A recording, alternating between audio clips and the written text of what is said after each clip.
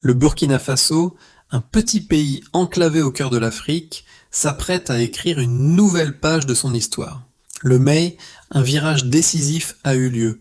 En utilisant milliards de dollars traditionnellement destinés à l'aide internationale pour financer un crédit agricole national, le pays a défié le modèle traditionnel de dépendance à l'aide. Le gouvernement, sous la direction de Ibrahim Traoré, a décidé de transformer cette aide en une opportunité d'indépendance et de souveraineté. Cette décision pourrait redéfinir l'avenir du pays et de la région du Sahel. Mais comment ce changement radical pourrait-il influencer l'Afrique tout entière ? Le projet agricole du Burkina Faso va bien au-delà de l'aide classique. Avec une somme de milliards de dollars répartis entre 1 million de familles agricoles, chaque ménage recevra un crédit pour acheter des semences, des outils et des systèmes d'irrigation. Ce n'est pas seulement une aide financière, mais une opportunité de se réapproprier leur destin. Cependant, cette décision a des enjeux considérables. Pour certains, cela représente une révolution financière et agricole, pour d'autres, un pari risqué, une remise en question de l'ordre mondial établi. Si ce projet réussit, il pourrait marquer un tournant historique, non seulement pour le Burkina Faso, mais pour toute l'Afrique, redéfinissant les rapports de pouvoir économique. Ce changement a le potentiel de transformer la manière dont les pays africains abordent le développement et l'aide internationale. Ibrahim Traoré et son équipe s'engagent dans une course contre la montre, dans un pari audacieux pour l'avenir de leur peuple. Le mai, le Burkina Faso a annoncé un projet sans précédent. L'aide internationale, souvent perçue comme un mécanisme de dépendance, a été redéfinie. Plutôt que d'attendre les secours, le gouvernement burkinabé a décidé de prendre les choses en main. Avec une somme de milliards de dollars, la nation va financer un crédit agricole pour soutenir ses agriculteurs. Chaque famille recevra entre et dollars pour acheter des outils, des semences et des systèmes d'irrigation. L'objectif, accroître la production agricole, assurer la sécurité alimentaire et rendre le pays moins dépendant des importations.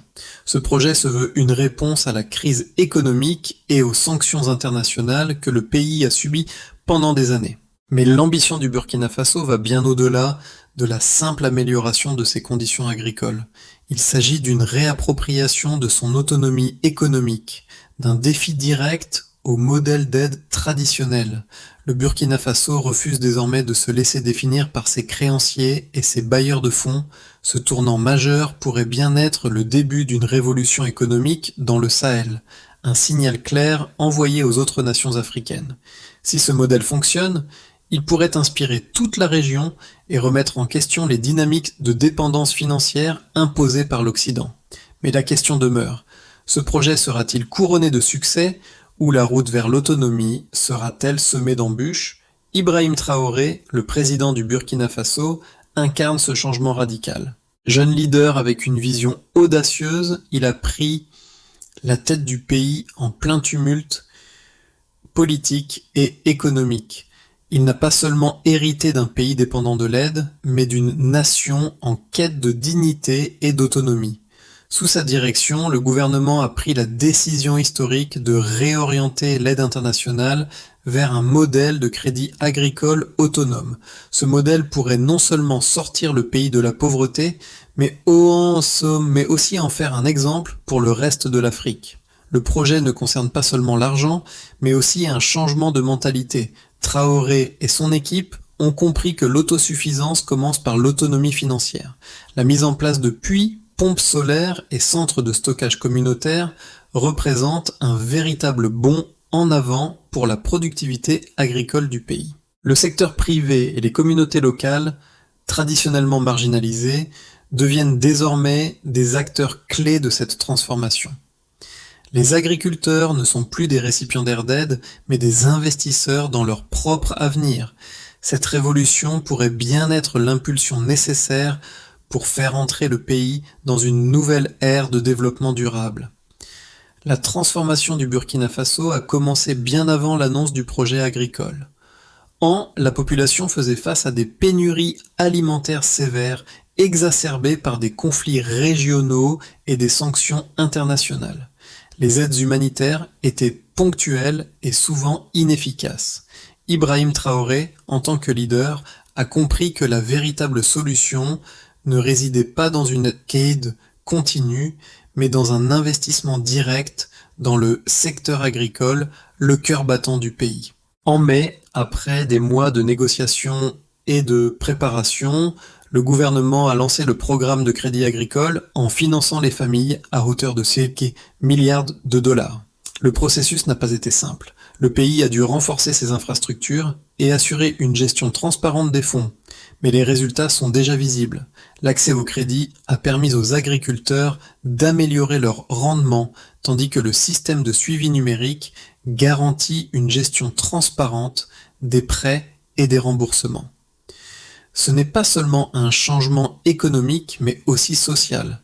Les familles agricoles ne sont plus vues comme des bénéficiaires passifs, mais comme des acteurs engagés dans la construction de leur propre avenir. En parallèle, la communauté internationale commence à observer de près ce modèle. La manière dont le Burkina Faso a redéfini l'utilisation de l'aide pourrait bien en inspirer d'autres pays, notamment au Sahel, où les solutions traditionnelles n'ont pas toujours été efficaces. Le pays devient ainsi un laboratoire de l'autonomie financière, et la question qui se pose est de savoir si d'autres nations africaines suivront son exemple. Le système mis en place par le Burkina Faso a déjà produit des résultats tangibles. Depuis le lancement du programme de crédit agricole en mai, plus de millions de familles ont reçu un financement direct pour améliorer leur production agricole.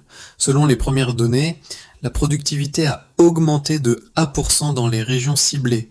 Par exemple, dans la province de Bobo-Dioulasso, les rendements de maïs ont doublé, tandis que les producteurs de riz à Ouagadougou ont pu élargir leurs terres grâce à de nouveaux systèmes d'irrigation. Les investissements dans les infrastructures locales, comme les puits et les pompes solaires, ont également permis de réduire les pertes agricoles causées par la sécheresse. Ces chiffres sont prometteurs, mais l'impact le plus important réside dans le changement de mentalité des agriculteurs. Ce n'est plus un pays qui attend l'aide, mais un pays qui prend son destin en main. Ce modèle de crédit agricole a également permis une plus grande inclusion financière. Avant, seuls % des agriculteurs avaient accès à des crédits abordables. Aujourd'hui, grâce à ce programme, près de % des agriculteurs peuvent bénéficier de financements pour acheter des semences, des outils et des équipements nécessaires. Les taux de remboursement sont élevés et la transparence numérique du système a renforcé la confiance des citoyens dans la gestion des fonds publics. Le Burkina Faso ne se contente pas de transformer son agriculture, il transforme également sa culture économique. Il existe plusieurs opinions sur la viabilité à long terme du modèle du Burkina Faso. D'un côté, des experts affirment que l'utilisation d'un crédit agricole au lieu d'une tradida traditionnelle pourrait être une révolution pour le pays. En permettant aux familles agricoles de devenir des acteurs de leur propre développement, le Burkina Faso crée un modèle durable qui pourrait être reproduit dans d'autres pays africains. De plus, en mettant en place une gestion financière transparente et en investissant dans des infrastructures locales, le pays réduit sa dépendance à l'égard des bailleurs de fonds étrangers et augmente ses chances de succès économique. Toutefois, certains analystes restent sceptiques. Ils soulignent les risques associés à une telle initiative. Le modèle repose sur une gestion efficace et une coordination parfaite entre le gouvernement, les banques locales et les agriculteurs. Une mauvaise gestion ou des dérives administratives pourraient compromettre les objectifs ambitieux du programme. De plus, certains critiquent la manière dont le pays pourrait faire face à la pression croissante des créanciers internationaux qui pourraient ne pas accepter facilement ce défi au système d'aide classique. Mais le plus grand obstacle reste peut-être l'incapacité à garantir que toutes les familles agricoles bénéficieront de manière égale de ce programme. Si le pays échoue à intégrer les plus pauvres dans le processus, cela pourrait entraîner des inégalités et remettre en question la légitimité du programme. À mi-parcours de son projet, le Burkina Faso a déjà vu des résultats impressionnants, mais l'ampleur du défi reste immense. Le gouvernement s'engage à renforcer la transparence et à assurer la participation de toutes les régions, mais les premières difficultés commencent à se manifester. Certaines zones rurales, moins accessibles, n'ont pas encore pu profiter pleinement du crédit agricole. De plus, la formation des agriculteurs à l'utilisation de nouvelles technologies et méthodes agricoles nécessite un investissement continu.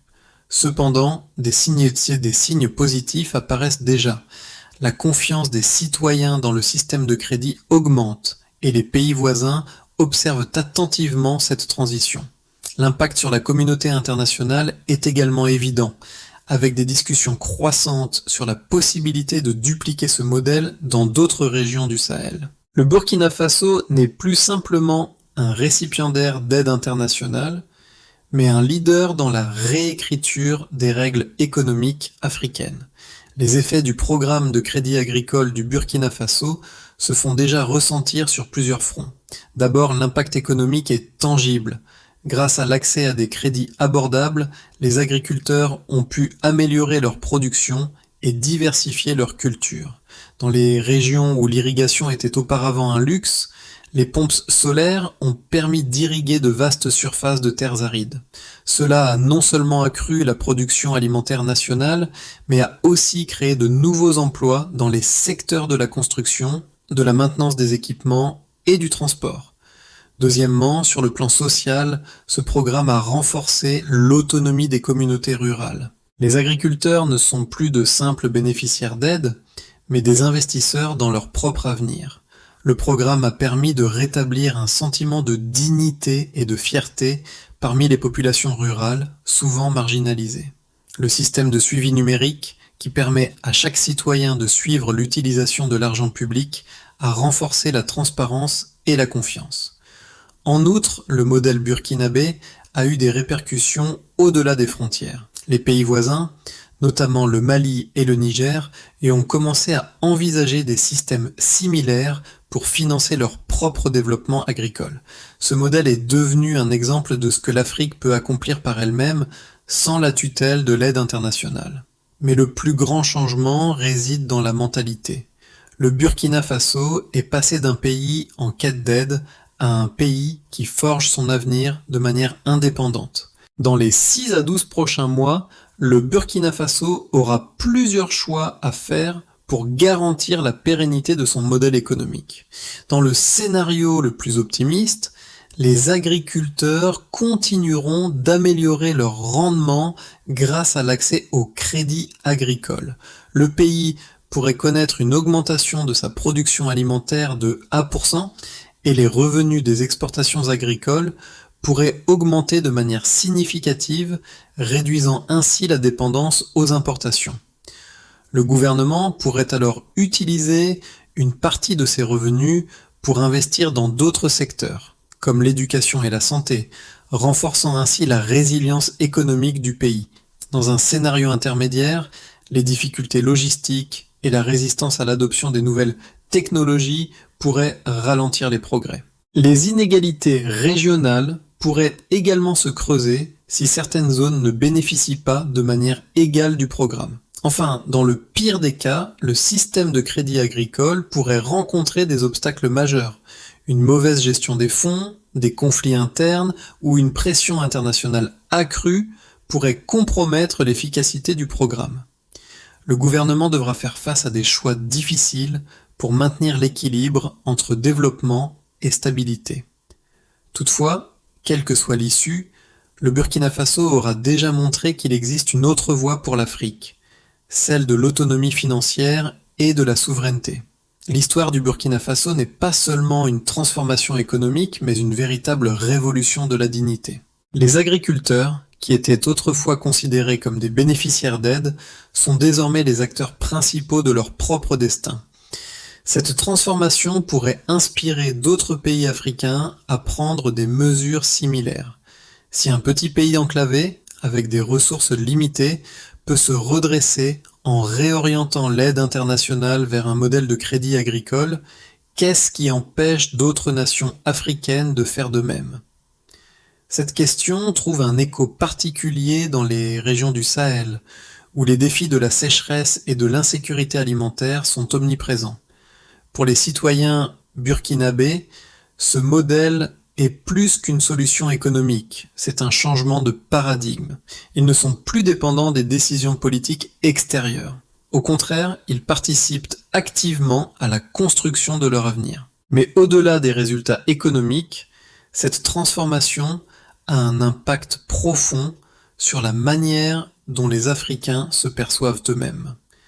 Ce n'est plus un continent en quête de sauvetage, mais une Afrique capable de se réinventer, d'investir dans ses propres ressources et de bâtir son avenir avec ses propres mains. Le Burkina Faso a démontré que l'Afrique ne doit plus dépendre de l'aide internationale pour se développer. Ce n'est plus un pays qui attend, mais un pays qui agit.